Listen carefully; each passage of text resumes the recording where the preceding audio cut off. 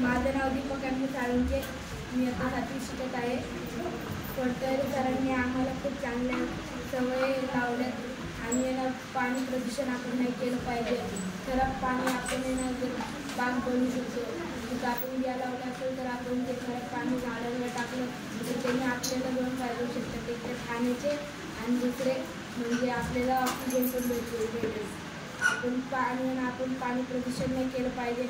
त्याच्यामुळे समुद्रातील जीवांना आणि इतर काही समुद्र वनस्पतीला म्हणजे प्रदूषित होतील आणि माणसांना पण एक काळ असेल की माणसांना पण खराब पाणी प्यायला लागेल.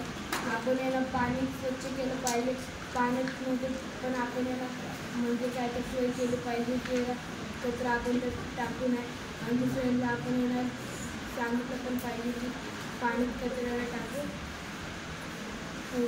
फर्दर सरांनी आम्हाला स्वच्छताबद्दल खूप काही सांगितले आहेत. जसं की शौचालयाचा नीट वापर करा. शौचालयाचा नीट वापर करा. शौचालयामध्ये पाहिजे तितकेच पाणी वापरा आणि पाणी वाया नाही घालू. आणि बेसिनमध्ये बेसिनमध्ये जर तुंबला असेल तर ते आपण काढून पाणी पिताना पण पाणी वाया नाही घालू. पाणी पिताना ग्लासमध्ये किंवा आपली बॉटल असेल तर त्यात पाणी पिऊ. आणि दर शनिवारी शाळेत परिसर स्वच्छ करतो. तिथल्या झाडातील कचरा पडलेलं दुसरं काय पडलं असेल तर ते आम्ही साफ करतो. आणि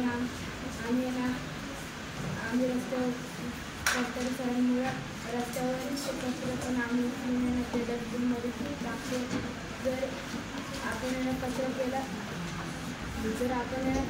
ना तर आपलं भारत एक प्रदूषित देश बनू शकतो. आणि आम्ही सरांमुळे वर्ग साफ करतो. जसं की वर्गामध्ये कागद फेकलं तर आम्ही ते असं नाही म्हणत की आम्ही नाही केलं तर आम्ही टाकतो डस्टबिनमध्ये. आणि कधी पण म्हणजे दुसरं कोण टाकत असेल ना तर त्यांना आम्ही म्हणतो की डस्टबिनमध्ये टाका. आणि फर्दर आणि यांच्या फाउंडेशनमुळे आता आम्हाला इतकेच व्यवस्थित झाले. आणि भविष्यात स्वच्छतेचे दिवसून दुसऱ्यांना स्वच्छतेबद्दल माहिती देऊ शकतो. आणि खानकर मॅडम पण आम्हाला खूप छान गायडन्स करतात. आणि खानकर मॅडम पण आम्हाला स्वच्छतेबद्दल खूप गायडन्स करतात.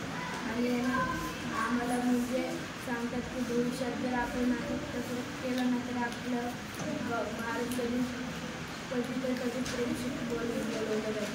म्हणून आपण कधी कचरा नाही केला पाहिजे. आणि स्वच्छतेचे दिवसून आम्ही दुसऱ्यांना स्वच्छतेचे महत्त्व सांगणार आणि भविष्यात भारताला एक स्वच्छ भारत सुंदर भारत बनवणार. थँक्यू.